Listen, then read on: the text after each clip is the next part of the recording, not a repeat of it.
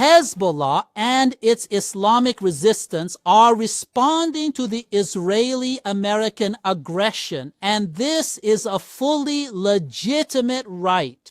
Naim Qassem, the chief of pro-Iran Hezbollah militant group, issued a blunt warning to the United States and Israel amid the expanding regional conflict over the Iran war.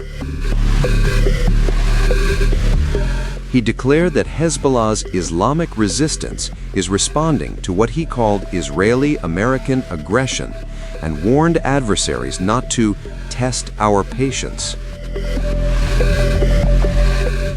Qassem further said, for a year and 3 months, the Israeli and American enemy has continued its aggression.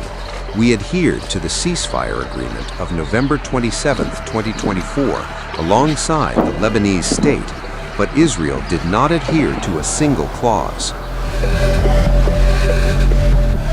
Qassem noted Israel has killed around 500 people in Lebanon since the truce deal and violated more than 10,000 times from land, sea, and air.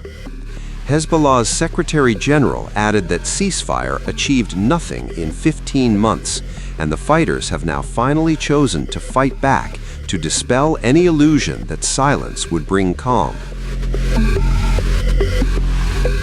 Qassem described the confrontation as centered on occupation and sovereignty. He also decried the Lebanese government's decision to act against the movement, in line with Tel Aviv's and Washington's interests. He said Israel is an existential threat to us and to the entire region. Hezbollah and its Islamic Resistance are responding to the Israeli-American aggression, and this is a fully legitimate right. What they truly wanted was for this to become a battle. They push everything to the absolute farthest possible limits in it. Our choice is to confront them with an unwavering, desperate resolve, pushing to the absolute furthest limits, and we will never, ever surrender. We will defend ourselves with all our available capabilities and our profound, steadfast faith, no matter how immense the sacrifices may ultimately become. Qassem's warning came after the Lebanon-based group intensified attacks on Israel to avenge its attack on Iran. On March 3rd, Hezbollah said it had struck the Meron air surveillance and operations management base in Israel, targeting one of the radars and a command building. It also announced a large volley of rockets fired at the Nafah base in the occupied Golan Heights in Syria, identified as the headquarters of the 210th Bashan Division of the Israeli army. In response, the Israeli military is carrying out airstrikes in Lebanon. On March 5th, an IDF airstrike hit Hezbollah's stronghold of South Beirut shortly after issuing a warning ahead of an attack. Israel's defense minister, Israel Katz, said the head of Hezbollah. Katz said that Qassem would end up like Iranian Supreme Leader Ali, and Hezbollah will pay a heavy price for firing at Israel. From tonight, you will essentially be dividing your attention between the primary deterrents, which will remain the main one, and that is the strike against Iran, and also Hezbollah in Lebanon. We will absolutely make sure that Hezbollah will indeed pay a very heavy price for every single thing that it has done.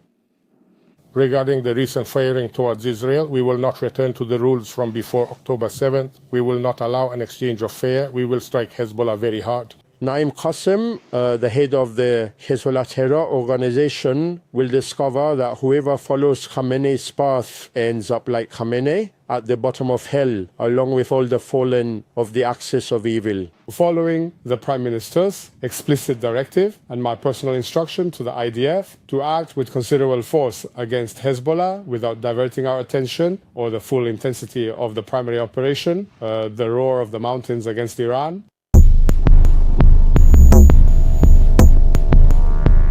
Hezbollah has released what it says is its first video showing an anti-tank guided missile strike targeting an Israeli Merkava tank in the town of Tal Nas in southern Lebanon.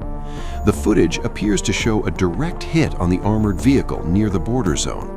The release marks a significant moment, signaling Hezbollah's renewed anti-armor operations in the south. Activity south of the Litani River suggests Hezbollah has re-established an operational footprint in southern Lebanon. Recent attacks involving rockets, drones, and precision-guided missiles, alongside anti-tank strikes, point to a restored level of command and control. The pattern indicates more than isolated incidents. On Tuesday alone, 13 attacks were reported in the border area. These included the reported disabling of 5 Israeli tanks using anti-tank missiles. The volume and variety of strikes suggest coordinated operations rather than sporadic engagements. Despite months of Israeli airstrikes and an ongoing Israeli military presence in parts of southern Lebanon, Hezbollah fighters appear to have reintegrated into the terrain collectively. The current tempo indicates the re-emergence of an operational network capable of coordinating multiple forms of attack while maintaining a front-line posture. The timing is notable. Some launches coincided with Iranian strikes on Israel, reinforcing the perception that Hezbollah may once again be operating as part of the broader Axis of Resistance framework. The developments suggest interconnected theaters of activity. However, tactical resurgence does not necessarily mean strategic recovery. The key question is whether Hezbollah can sustain coordinated operations over time and how it would perform in the event of a large-scale Israeli ground invasion into southern Lebanon.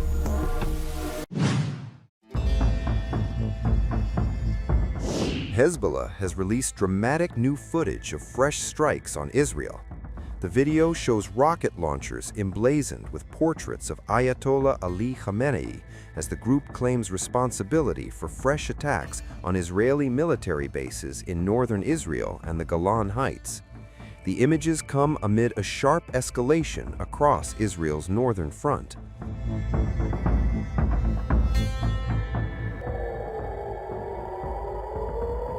On Tuesday, Hezbollah fired long-range rockets towards central Israel, its first such strike since the start of the Iran war. Sirens blared across Tel Aviv and the Haifa region as 3 rockets were launched. Israel's air defenses intercepted 2 projectiles. One landed in an open area, causing no injuries, according to the Israeli Defense Forces. Within an hour, the IDF said it destroyed the launcher used in the attack.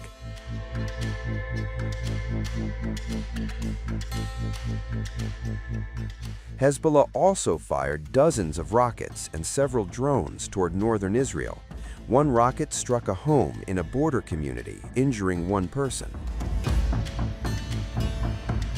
The group said it was targeting Israeli military bases in response to what it called criminal Israeli aggression across Lebanese cities, including Beirut's southern suburbs.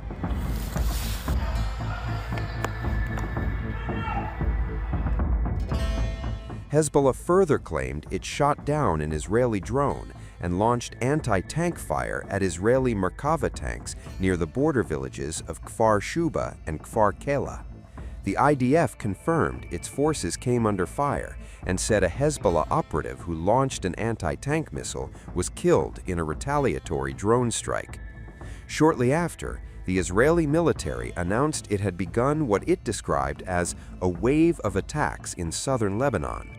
Over the past 24 hours, Israeli forces say they have struck underground weapons depots and Hezbollah command infrastructure in Beirut.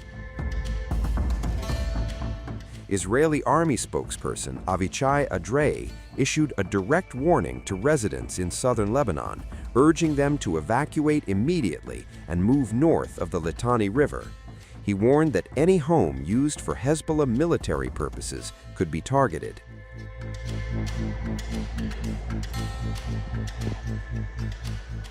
The escalation comes as a leaked U.S. embassy cable reveals Israel had already raised alarm bells about Hezbollah before launching joint strikes on Iran. The internal assessment indicated Israeli officials doubted Lebanon's government or even Syria's new leadership, could contain Hezbollah's growing military capabilities. The cable also highlighted Israeli concerns over increasing Turkish military entrenchment in Syria, describing it as a potential strategic threat along Israeli northern border. These revelations reportedly surfaced just days before joint U.S.-Israeli strikes killed Iran's leader Ayatollah Ali Khamenei, a move that triggered retaliatory attacks across the region.